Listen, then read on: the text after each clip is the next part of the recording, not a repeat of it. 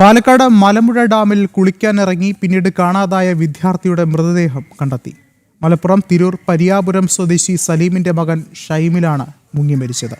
പാലക്കാട് ഇരട്ടയാലിലെ സ്വകാര്യ കോളേജിലെ അവസാന വർഷ ഫാർമസി വിദ്യാർത്ഥി കൂടിയാണ് മരിച്ച ഷെമിൽ.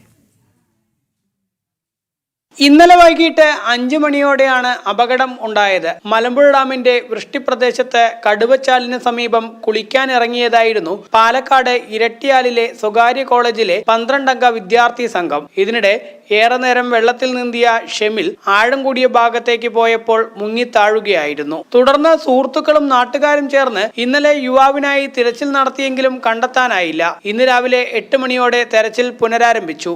15 മിനിറ്റിനകമാണ് മൃതദേഹം അഗ്നിരക്ഷാസേന കണ്ടെത്തിയത്.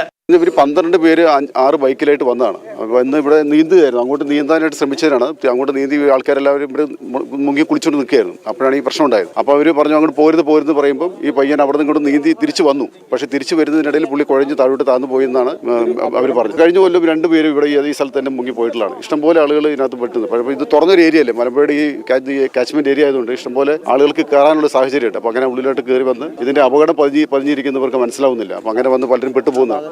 മൃതദേഹം ഇൻക്വസ്റ്റ് നടപടികൾക്ക് ശേഷം പോസ്റ്റ്മോർട്ടത്തിനായി പാലക്കാട് ജില്ലാ ആശുപത്രിയിലേക്ക് മാറ്റി. മലപ്പുറം തിരൂർ പരിയാപുരം സ്വദേശിയാണ് മരിച്ച ഷെമിൽ. ജനം, പാലക്കാട്.